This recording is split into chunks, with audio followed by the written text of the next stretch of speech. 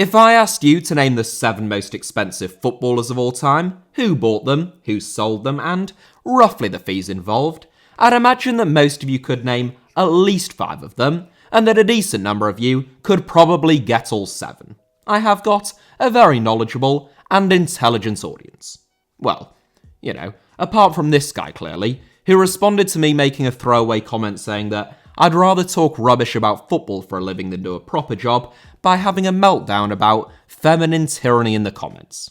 Yes, I know it wasn't up for long enough for you to read it all, but I promise you, I was doing you a favour. Unless you want to give yourself a brain aneurysm. But whilst we all know the biggest transfers involving players and the fees involved better than we know some of our own family members and their dates of birth, I suspect that, as knowledgeable and intelligent as most of you are, if I were to ask you to name the 7 managers to have transferred for the highest fees, the buying and selling clubs, and the fee involved, most of you would find that rather more challenging.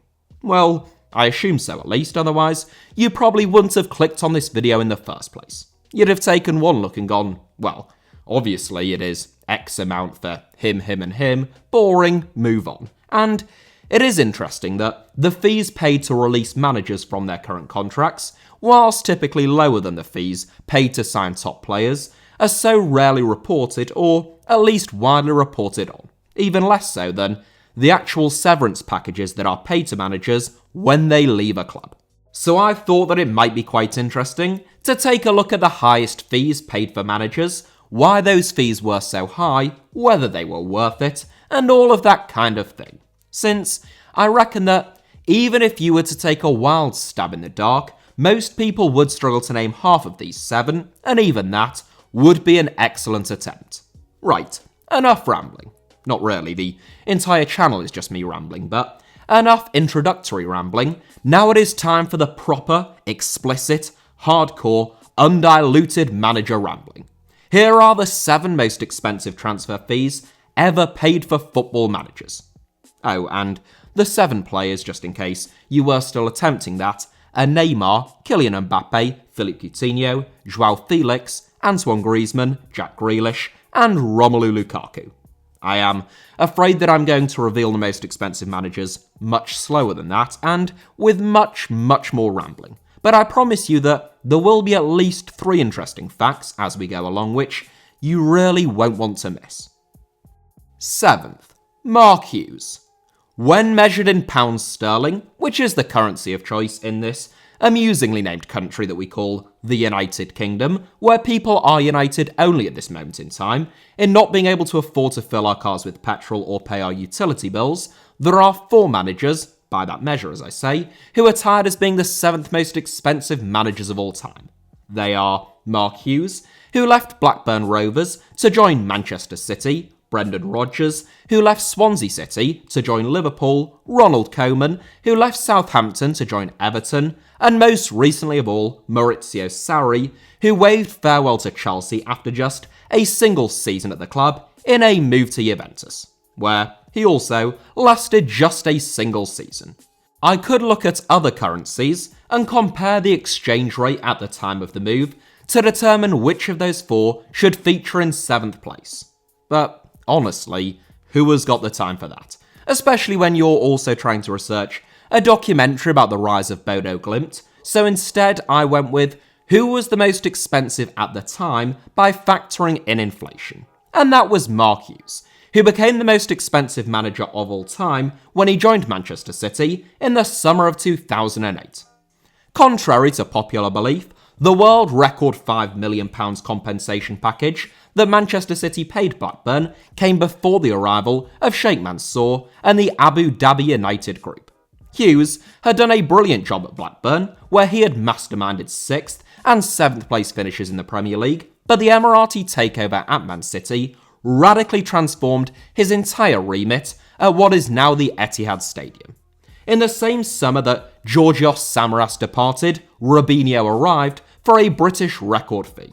Hughes signed a couple of his own former star men in the form of Craig Bellamy and Roque Santa Cruz, but he wasn't Mansour's man, and after 18 months at the club, Hughes was sacked 2 hours after Man City beat Sunderland 4-3, and he was immediately replaced by Roberto Mancini. Mancini would guide the Citizens to their first league title of the Premier League era in stunning circumstances, whilst Hughes went on to manage Fulham, Queen's Park Rangers, Stoke City and Southampton. Following 4 years out of the game, Hughes returned to management in February of this year, dropping all the way down to League 2 with Bradford City.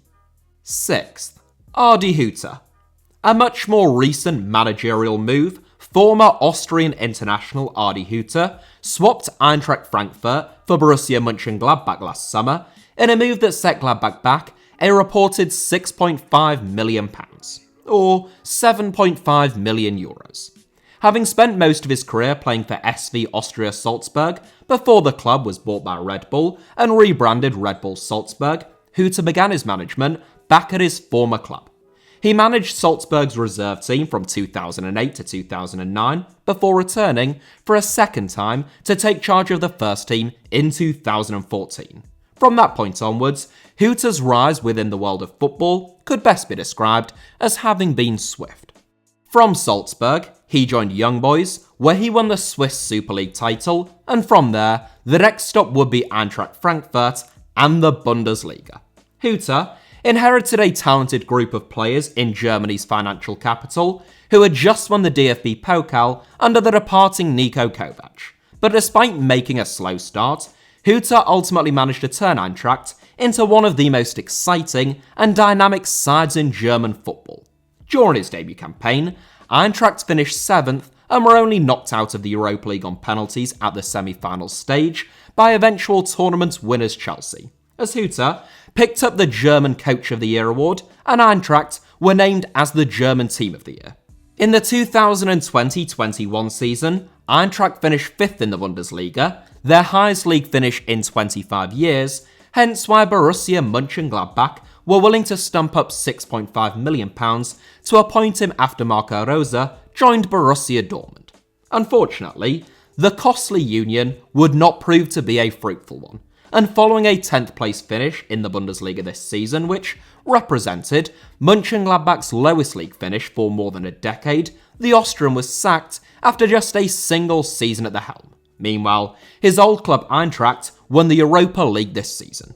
Hütter's next club remains to be seen, but there was some surprise about his successor at Borussia Park, namely Daniel Farke, whose last job was at FC Krasnodar, where he didn't actually take charge of the club in any matches at all. Nope, that's right. There are no fun facts in that one, I'm afraid, other than, I suppose, the fact that Daniel Farke's agent deserves a hefty pay rise. 5th, Jose Mourinho. When I posited the question of how many of the 7 most expensive fees paid for managers could you name, I suspect that Jose Mourinho would have been among the most frequent suggestions, simply because of his high profile and the fact that he has moved around quite a lot. Despite having had 10 different jobs in management, Mourinho has only actually commanded a compensation package on 3 occasions, when he joined Porto in 2002, Chelsea in 2004, and Real Madrid in 2010. His £1.7 million move to Chelsea set a world record fee for a manager at the time, but it is his £6.8 million, or €8 million move to Real Madrid that earns him a spot in 5th in this 7. Having been sacked under extremely harsh circumstances at Chelsea for the first time in 2007, even by Roman Abramovich's standards, Mourinho wasted no time in making the Blues look really rather foolish. It must be said that, in 2008, when Mourinho arrived at Inter Milan, he did inherit a team that had just won 3 consecutive Serie A titles, but they had failed to get beyond the quarter-finals of the Champions League. Mourinho won a League and Cup double in his first season at Inter, followed by a historic treble as Inter beat an exquisite Barcelona team over 2 legs in the semi-finals before overcoming Bayern in the final of the UEFA Champions League. That made Mourinho the most in-demand manager in all of world football yet again, so unsurprisingly, he joined Real Madrid. Los Blancos had won 96 points the previous year, but still missed out on the La Liga title to a Barcelona team that appeared to be unstoppable under Pep Guardiola. Mourinho had beaten them in the Champions League during his time in Milan, and now his job was to replicate that feat in Madrid. It would prove to be an incredibly difficult task, as Mourinho tried every trick in the book, from mind games to touchline antics, in an attempt to disrupt Barcelona's rhythm, with Mourinho and Guardiola's contrasting styles creating some unforgettable matchups. In 3 seasons at Real Madrid, Mourinho reached 3 Champions League semi-finals, he won 1 Spanish Super Cup, 1 Copa del Rey, and 1 La Liga title. He departed in 2013 when his contract expired, at which point he returned to Chelsea, followed by moves to Manchester United, Tottenham, and, most recently, his current club Roma. 4th, Ruben Amorim. Many of us are used to viewing the Portuguese Primeira Liga as a happy or sometimes not so happy hunting ground for some of Europe's biggest clubs, whether that be in terms of recruiting players or managers. But it is an internal, all-Portuguese managerial switch that takes 4th in this 7, and Ruben Amorim's story is a pretty remarkable one. Amorim spent 9 years with Benfica as a player and won 14 caps for Portugal, but a horrible ACL injury that he suffered in 2015, aged only 30, forced him to prematurely retire. They say that unfulfilled and prematurely ended playing careers make for the best managers and coaches, and Amorim wasted no time on that front, taking over as Casapia boss in the 3rd tier of Portuguese football. However, in January 2019, after Casapia were deducted 6 points and Amorim banned from football for a year for giving touchline instructions during a game without the necessary coaching license to do so, he handed in his resignation. Amorim turned down a return to Benfica to coach their under-23 team to become a reserve team boss at Braga, and within just 3 months, Ricardo Sapinto's sacking saw him appointed as the club's first-team boss. Over the next 2 months, Amorim guided Braga to a 7-1 win against Belenenses, a Taça de Portugal title, beating Porto in the final, and Braga's first win away at his old club Benfica in a whopping 65 years.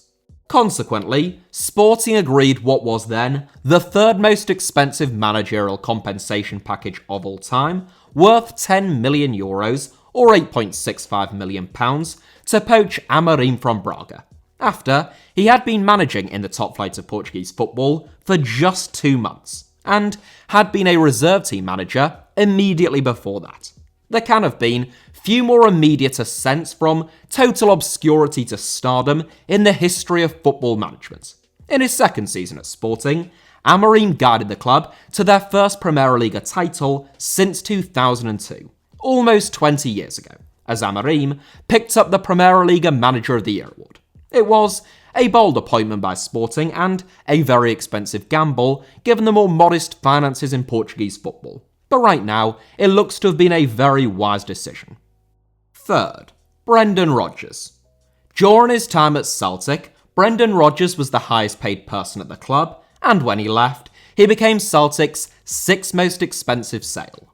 Rodgers replaced Ronnie Dyer as Celtic boss in May 2016 on a 12-month rolling contract, more than 7 months after he had been sacked by Liverpool. In his first competitive game in charge of the club, Celtic lost 1-0 to Gibraltar National League side Lincoln Redhams. That was one of the most embarrassing defeats in the history of the club, but thankfully for Rodgers and Celtic fans, it wasn't a sign of things to come. In fact, during Rodgers' first season in Scotland, Celtic went an entire domestic campaign unbeaten, amassing an incredible 106 points in the Scottish Premiership and lifting the treble. Following that success, Rodgers was rewarded with a 4-year deal in place of his 12-month rolling contract, but he would see out less than 2 years of his new deal at Parkhead. After making it back-to-back trebles in the 2017-18 season, Rodgers had started to attract the attention of numerous Premier League teams once again. And after sacking Claude Puel in February 2019, Leicester City made Rodgers an offer that apparently he could not refuse. Some Celtic fans felt a bit aggrieved that Rodgers was leaving them midway through a season, tainting his legacy there somewhat, but at least they milked the Foxes for £9 million. Can you milk a fox? I mean, you must be able to. They're mammals. I'm not sure how pleased they would be about it, mind. I googled it and it turns out fox milk is apparently very sweet, though I had to pore through page after page of Fox's milk chocolate biscuits before I could find out anything about actual fox milk. That wasn't one of your interesting facts, so you can just take this one as a bonus. Where was I? Oh yeah, Brendan Rodgers. Having inherited a team that was 11th in the Premier League at the King Power Stadium, Rodgers guided the Foxes to a 9th place finish in his first few months, followed by consecutive 5th place finishes in the Premier League, as the club narrowly missed out on Champions League qualification after wobbling towards the back end of the campaign, and most recently finishing 8th in the Premier League this season. Given that Leicester have also won the FA Cup and the Community Shield during that time, in addition to reaching the semi-finals of the UEFA Conference League, I suspect that they will consider the £9 million that Rodgers set them back to have been money well spent. Second, André Villas-Boas. For 10 years, André Villas-Boas was the most expensive manager of all time, having set Chelsea back €15 million, or £13.3 million, when they agreed a compensation package with Porto back in 2011. Given Villas-Boas' lack of playing credentials, his young age, his nationality, his rapid rise, and the fact that he was joining Chelsea from Porto, the Jose Mourinho comparisons were so obvious that it somehow seemed too good to be true that he would be just as much of a success as Stamford Bridge as Mourinho had been.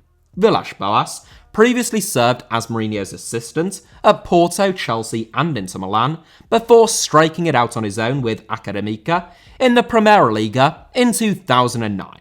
The distant relative of a Portuguese aristocrat, Villas-Boas never played any competitive football, but gained his UEFA C licence at 17, B licence at 18 and A licence at the age of only 19, after Sir Bobby Robson invited him to join Porto's observation department at the age of 16. From Academia, Villas-Boas joined Porto after just a single season, and during his debut campaign at Porto, he led the club throughout an unbeaten league campaign, as Porto were crowned Primeira Liga champions more than 20 points ahead of anyone else. It is easy to see why Chelsea were so quick to act and were willing to fork out quite so much cash to appoint Villas-Boas as Carlo Ancelotti's replacement. But the move wouldn't work out. Villas-Boas was only 33 years old at the time, and there were older players than him in the Chelsea squad.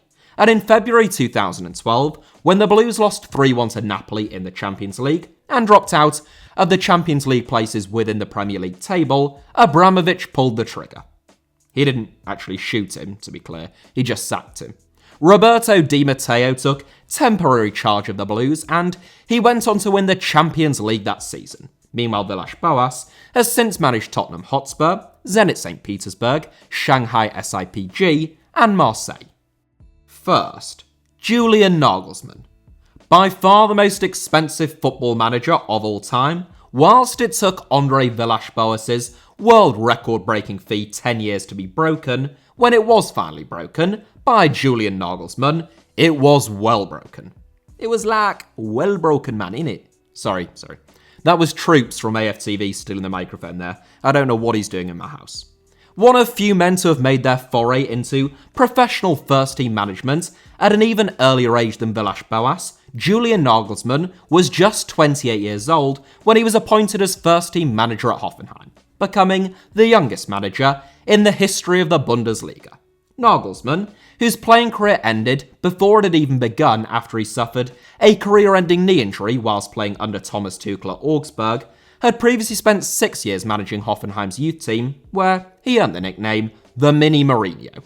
In 2019, having led Hoffenheim to 2 top 4 finishes, and having been named as the 2016-17 Bundesliga Manager of the Year, Nagelsmann left the second most hated club in German football to join the most hated, swapping Hoffenheim for RB Leipzig. In the 2020-21 season, Nagelsmann guided the Red Bull franchise to a record-high second-place finish in the Bundesliga, as well as reaching the semi-finals of the UEFA Champions League following impressive victories over Tottenham and Atletico Madrid. That continental success in particular was the final trigger for Bayern Munich, who had been monitoring Nagelsmann's progress for some time, to go all out and sign him, after Hansi Flick agreed to take his former assistant Joachim Löw's place as manager of the German national team.